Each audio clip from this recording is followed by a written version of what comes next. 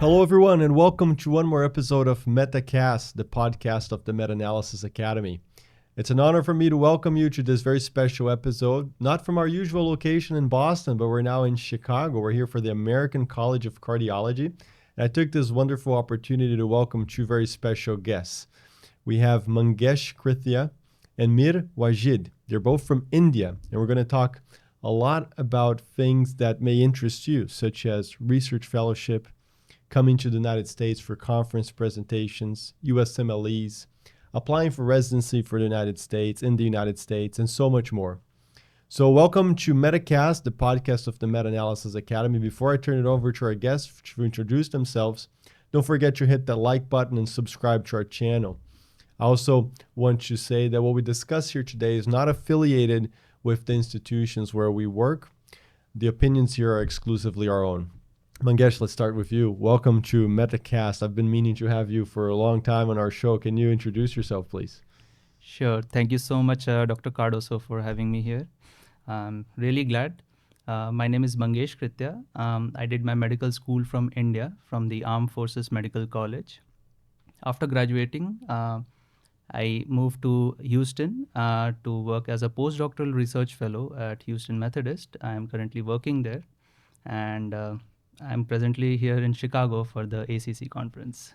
Fantastic. So Mangesh, as he said, he's currently a research fellow at Houston Methodist, a fantastic institution. He's going to tell us all about that. And I also have here Wajid with us. Wajid, straight from India, just flew in, jet lagged and everything. Wajid, can you introduce yourself, please? Thank you, Dr. Cardoso, for having me. My name is Mir Wajid, and I am currently working as a junior resident in Department of Casualty in VMMC and Safdarjung Hospital. And I did my graduation in 2024 from Government Medical College, Srinagar. And now currently I'm here for the ACC conference. All right, so let's start there. You guys both graduated about 1 year ago in 2024. And you guys are here 1 year later at the largest conference in cardiology in the United States, one of the largest in the world, the American College of Cardiology, presenting your abstracts. Mangesh already presented this morning. So what's it like? What's the feeling like? You know, Wajid, what's it like to be here? So for me, it's a dream come true. I haven't had dreamt about it almost 1 year back. I couldn't have imagined that I'll be presenting in one of the world's largest conferences of cardiology. So it's kind of a surreal feeling. So just sinking in and getting adapted to this feeling. This is your first time in the United States, correct? Yes, actually, this is my first international travel as well. Not bad, you know. Can you imagine first time as a medical student? Maybe you're a second, third year medical students, never flew out of your country, and first time you go, it's for an international conference. That would be quite something. Mangesh, how about you? What's the experience like? You're a veteran. We met in London for the European Society of Cardiology. This was, I guess, in August or 6 or 7 months ago, and now you're here again. What's it like? It's always fun meeting you, Dr. Cardoso, on the sidelines of such conferences. These conferences are really an integral part of our research career, wherein we get to meet people whom we work with, either remotely or personally. We get to connect, network, exchange ideas, and it's really fun to be here, and always excited to meet you here. You know, we're going to talk about how you guys are both alumni of the Meta-Analyses Academy, how research plays into your career goals and your plans. But actually want to start with that question. Why do research? You guys are from India. I think you will share in a second your goals. Both of you is to come to the United States for residency. Is that one of the main motivation for you guys to do research? Is it that you really like it, or a combination of both things? What's in it for you, Wajid? So let's be honest and practical about the things here. Research is something which is very important both for your professional and personal growth. Once we step in medicine, things have changed. They have moved from the traditional medicine to evidence-based medicine. Now people, wherever you are, wherever you're practicing, the fun part of medicine is practicing evidence-based medicine. So that's one aspect of it. The second aspect of it is the growing competition in the United States residencies and residencies across the world. If you want to apply in a competitive specialty, or you want to apply in a specialty of your choice, it's very important that for the program director who is selecting you to know you are really interested in that specialty. And for that, you need to have a good research profile. So it's being now widely accepted and said that it's not only the scores which matter, it's the scores with your interest in that field. And how will you demonstrate that interest? It's by research, by investing your time in that field. And this is the combination of both your personal interests and your career interests that personally aligned me to the research. Yeah, no, just a quick comment on what you said. I was a chief resident a few years ago, and I've over the years been involved, even if peripherally, with residency applications. I've helped a lot of people. People ask me questions on social media. And yeah, no doubt it's become increasingly competitive, not just for residency, but for fellowship. And I really like what you said. It's when you apply to residency or fellowship, it's really about telling a story. And that story involves being a good candidate from like a knowledge perspective. Getting good scores does help a lot, but also with interest, connecting your past with your future.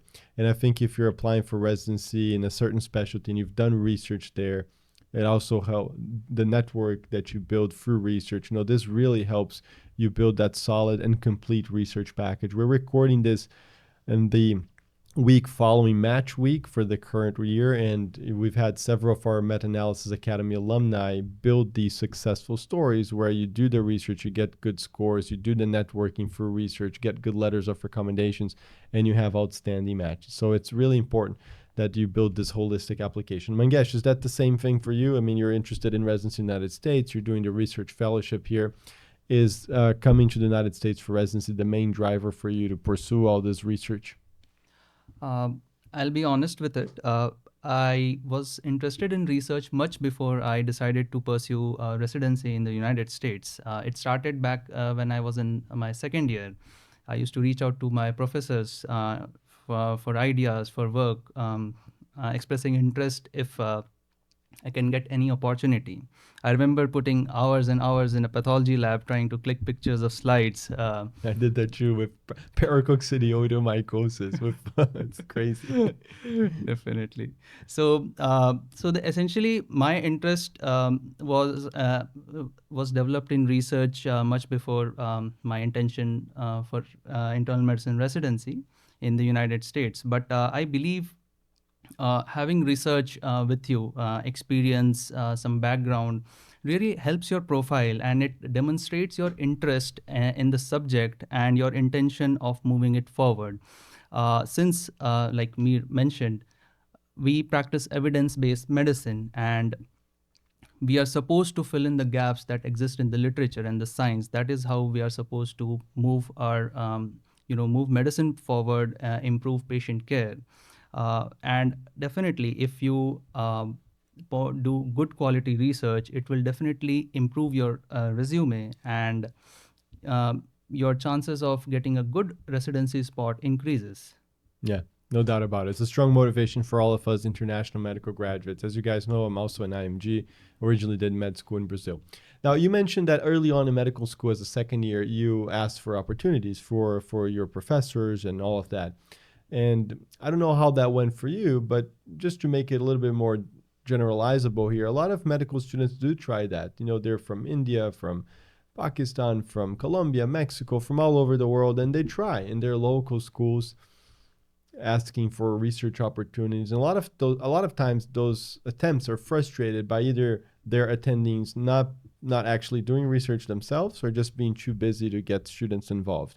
But we were coming here, we were in our Uber drive, and you guys were both saying how doing research first, developing autonomy through meta-analysis really help with those connections and for people to take you more seriously.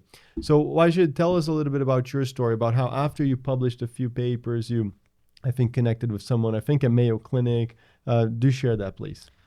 Yeah. So before I had joined the academy, I had kind of this in the back of mind that I want to do a good research. So I had reached out to many professors, even in my college, outside my college, and I didn't find that positive response. And I don't take that as a fault of the people who are rejecting me, because largely people are busy, and unless and until you don't give them something by which they think that you're serious about research, they're not going to take you seriously. Yeah. And once I was once I joined the academy, 2 or 3 months I invested heavily in the academy. I invested a lot of time learning the things, And in 3 months, I developed that autonomy. And once I had like kind of abstracts ready with me, and once I had submitted some abstracts to the conferences, and after that, once we had 1 or 2 papers like accepted, what I used to do is that I took a reverse approach. I used to do a work, and then I used to find a mentor. Like, for example, I did a topic in cardiology. Now I used to think that who are the people who are interested in, who are the people who have done work in this kind of field, in this kind of topic. So I used to mail them, like, say hi, like, I have done this kind of work. Will you take a look at it? Will you be like ready to be a senior author in it, or will you help me to edit it? And they were more than happy to respond to my emails. And since the time when I did it, I haven't had a single time when I hadn't got a reply from those people back. And that's how transformative it was. And that's how, like, once you develop that autonomy, in once you do the basics, once you reach out with an idea which is like properly formulated, which has been properly like done, and which has been properly communicated, and you'll find most of the people are responding you back. And like, we had some of the projects in cardiology. I reached out to some mentors in Mayo Clinic, and they were more than happy to help me. How? Because I had done the basic work. Yeah. Okay. It's totally different when you bring something to the table. You know, as an attending in the United States in cardiology, I get emails from people asking for research opportunities from the US and abroad every single day. I don't think a single day goes by without me getting an email of someone, you know, in Egypt and in other in places all over the world, in the Middle East and, you know, Asia, asking for research opportunities. But when someone sends the email with, you know, here's what I've done, I've published this first author in these journals, I've done this, I'm working on this other topic, you know, for example, I'm a cardiac imager. So if someone says, you know, I'm working on this cardiac imaging project, here's what we've done so far, here are the specific questions, it's a totally different approach. And I think that explains your success, as you've nicely said, is that when you send out that invitation, you've got something to show for it, you know, for what you've done, for what your skills are, and for your results. And then people are more interested. Yes, that's when like people become more interested, and that's when people take you seriously, because they think that he's a serious guy, he has done kind of work, and he is reaching out for a mentorship. And that's like what the game changes for you. Because if you reach out with a raw idea, if you reach out simply saying like, hey, I just want to do a research with you, they are receiving hundreds of emails, as you said, and they are not going to take you seriously. Just to take a very practical approach to this, because we also have several students from the Meta-Analysis Academy listening, and they always ask me, what do I think is the best time to reach out to these mentors? As you've started doing a project, once you're in the academy, you develop this level of autonomy that you've mentioned. But then as you're doing the project, as things are moving forward, people always ask me, when should I reach out? And I always tell them, not too early, not too late. I want to have you guys take on it, your guys' take on it. But my opinion is that if you do it too early, when you just have an idea, you know, it may not be very concrete and organized yet. A lot of those initial ideas are not viable, and it falls through the crack. It just doesn't work. But then also, if you wait too late, when everything is ready, you know, you've already picked a journal, you've already done the whole paper, then I think people may be less interested because they see a paper that's already complete. So I usually say to people, you know, as soon as you start doing statistics, initial drafts of the paper, like still in a middle phase of conducting the study, is that where you've reached out to people and been successful? So my take on it is like, once you have done, I will not advise people even sending only abstracts to the like people, because most of the times I didn't found people responsive with that as well. What I used to do, once we had like kind of an initial draft, which is like a kind of a raw draft which is ready, we used to send this out. Yeah, I think that's very And that's the stage when people like think that they need a slight kind of mentorship, and they know the kind of paper which we have like done. And I had the kind of recently, when I approached one of the mentors, we had a manuscript which was a first like, that was an initial draft of the manuscript. Once he saw that, he just saw the potential in that paper, and he just guided us with a couple of steps, and that paper is almost ready for like publication now. Yeah, and a senior mentor in that scenario will still offer very valuable input. He or she will bring clinical perspective or surgical perspective. And sometimes it's not a lot about the hours that the mentor puts in, but just very valuable guidance in that more advanced stages of doing the work. Definitely. That's what mentorship is all about, and that's where most of the mentors do help you once you bring out those things, and they find that this is kind of small kind of clinical things are lacking. They bring that perspective in, and that creates a difference. And you guys should take Wajid's advice very seriously. He just had 2 first author papers accepted in the last week, and came to ACC to present. Busy week for you, huh, Wajid? Very good. Mangesh, you too. I mean, you got a research fellowship, and you're going to walk us through how that happened. But as far as I understand it, being taken seriously through your prior research results was also an important component of that, correct? I would definitely agree with that. Having experience doing research in the medical school, then doing high quality research, presenting in international conferences, they all helped build a profile. So when I interviewed for the position, the main highlight was the work and the interest that I had for research throughout the years. And I am very thankful for the mentors of my medical school who initially inculcated the interest and habit of doing good research, which propelled me to pursue it much further. And then I came across Meta-Analysis Academy, through which I learned the skill of doing high quality systematic review and meta-analysis by the books. Learned to do statistical analysis using software such as R. All these skills are very important when you are pursuing a career in research, so that you are able to develop ideas and then go through with it with autonomy.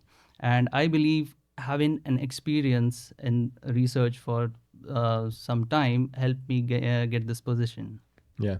No, that's amazing. That's fantastic. You also were saying that you got, like, even before you interviewed, you got the position, your current mentor in the research fellowship, you got him through a certain doctor who is from your medical school. Yes. And this person, in the past, you reached out and you weren't very successful. But then once you had some research presentations and once you had some research going, you were just taken more seriously. Is that right? I agree with it. So definitely having a good profile motivates your mentors to recommend you. So they need to feel confident with your abilities if you are fit for the job. And I believe having that profile, building that profile, the process is as important as reaching out to the mentors and asking for mentorship or asking for guidance. Yeah, having the research results. You guys, remember, when you're applying for a research fellowship, they're hiring you to do research.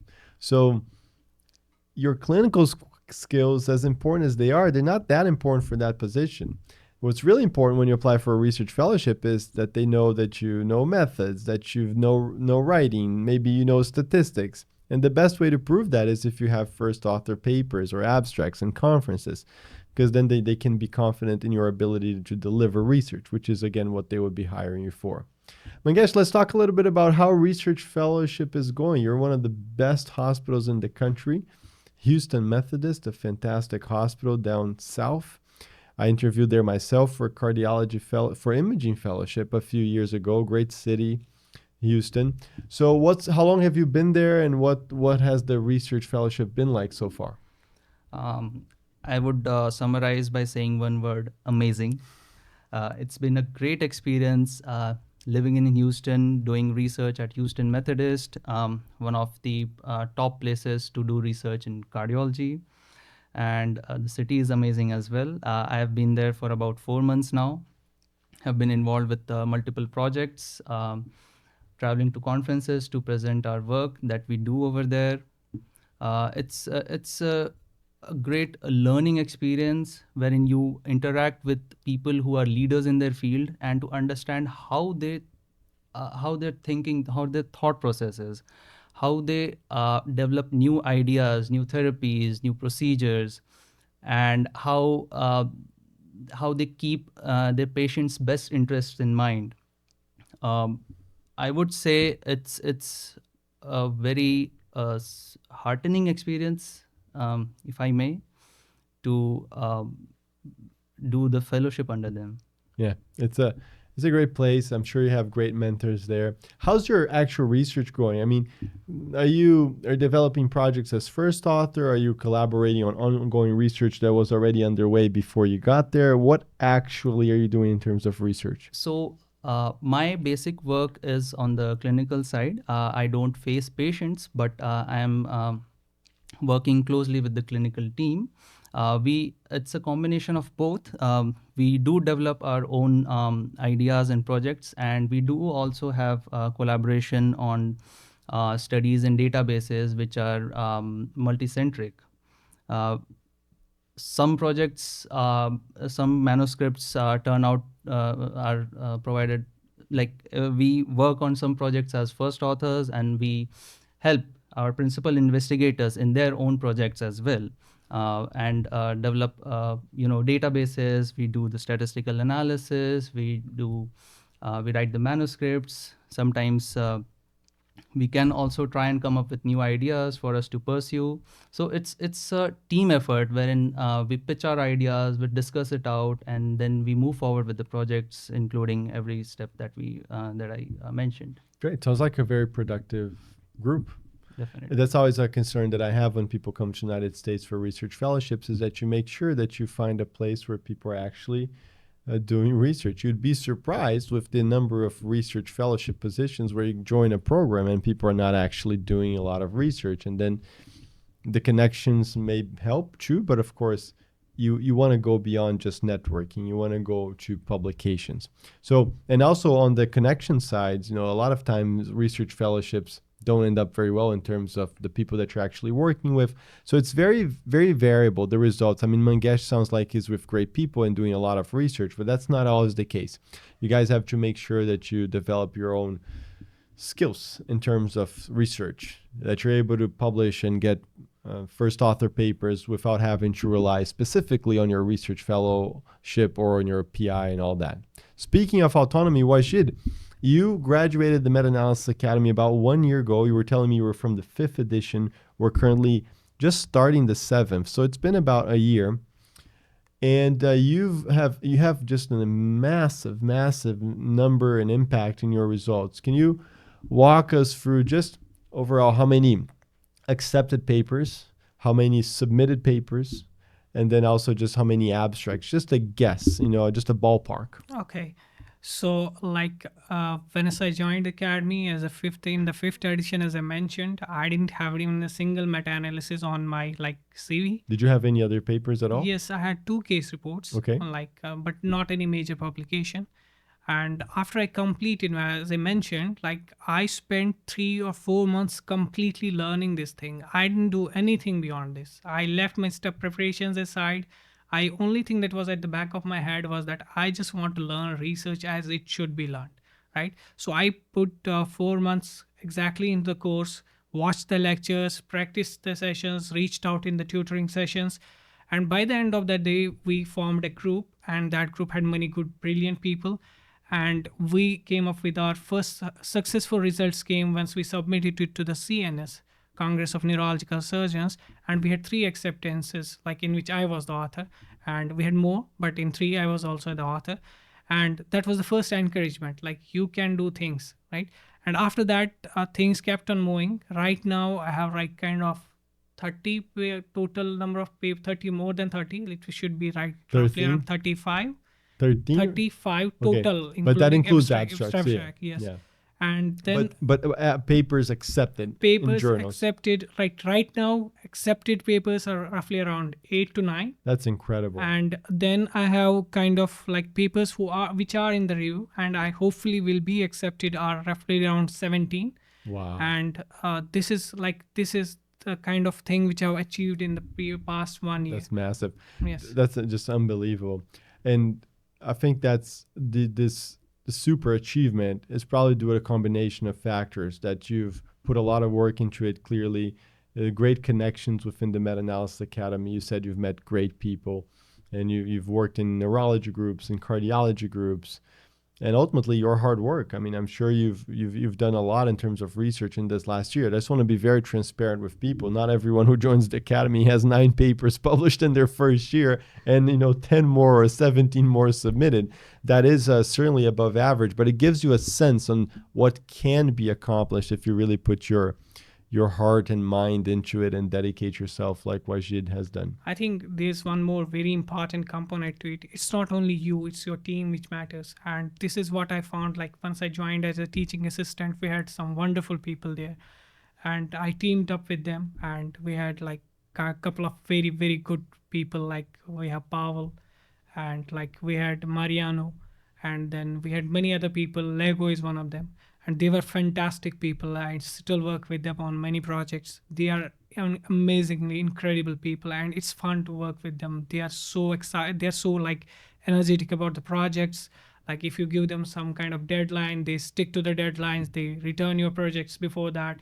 So meta-analysis is like this kind of research. If you want to publish like good amount of research in good journals, the most important thing is your hard work, and second most important thing is your team.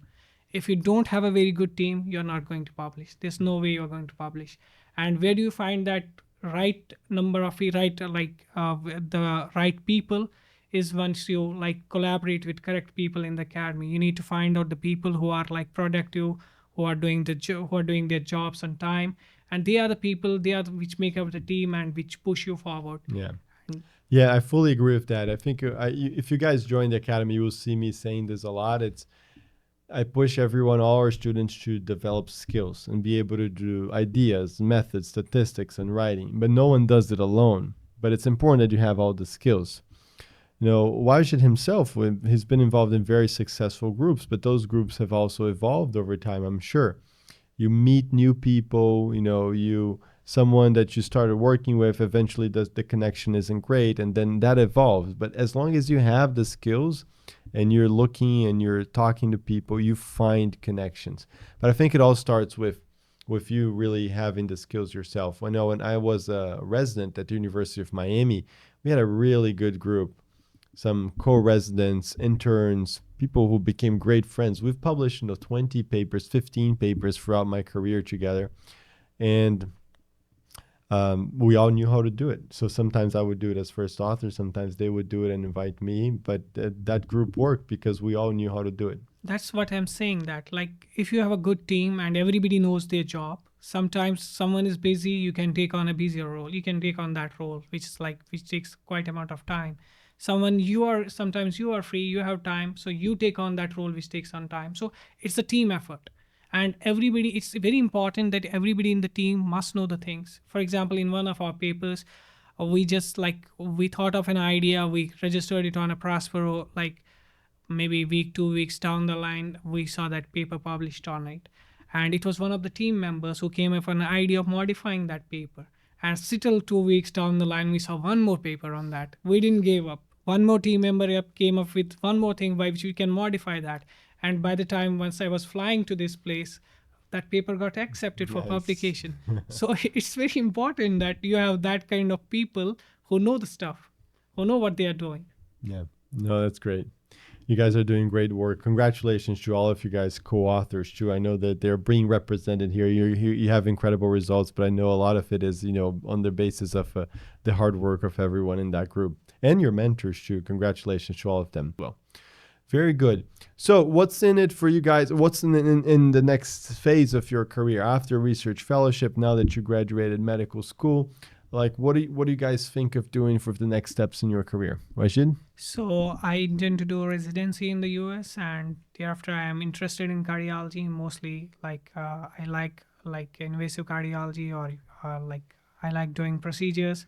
You look like an interventionist. I like to be an interventional cardiologist in future, and this is what most of my research is also about. So I hope to see myself in that position someday. For sure. Definitely will. It'll come quicker than you think. What about you, Mangesh? Definitely after the fellowship, research fellowship, I would like to pursue residency in internal medicine here in this United States to get premium training and one of the best training that I can get. and if things go well, maybe pursue cardiology fellowship. But Time will tell. I'm sure. time will tell. I'm sure. No, I'm sure you guys will be great cardiologists and will have brilliant careers here. Mangesh, you were telling me about this very interesting decision you had to make as a fourth-year med student when you decided to come to the United States because you went to a military school in India. It's such an interesting story. Can you share that with the group, please? Definitely. So I'm from Armed Forces Medical College. It's a premium medical school in India situated in Pune. The primary purpose of our institution is to train highly skilled medical officers for the Indian Armed Forces so that they can serve the army. The choice that I had to make at the end of fourth year was either to join or opt out of service. The service is highly respected back in India, wherein you're supposed to work as an armed forces officer and a medical officer also, and to help and treat soldiers who are serving your country. And that was a difficult decision to make, to leave such a highly respected and revered job back in India in order to pursue my interest in research and to explore further possibilities. So it was during the end of my fourth year, before the beginning of final year, I got support from my parents when they observed that I wanted to pursue a career in research. They supported me. They pushed me to chase my dreams, and definitely I would like to express gratitude towards my medical school, the mentors, the alumni who have supported me all along the way to make me what I am. And it's a very heartening experience. And the things that I've learned over there, the sense of camaraderie, brotherhood, belonging, discipline, these are all the values that I carry with me, and probably will all my life. Yeah. No, it's such an interesting story that you had to make a decision to either follow in that military track or just essentially buy out of that or pay out of that track. And this is great, guys. You're going to have brilliant careers. I'm really excited for the next steps.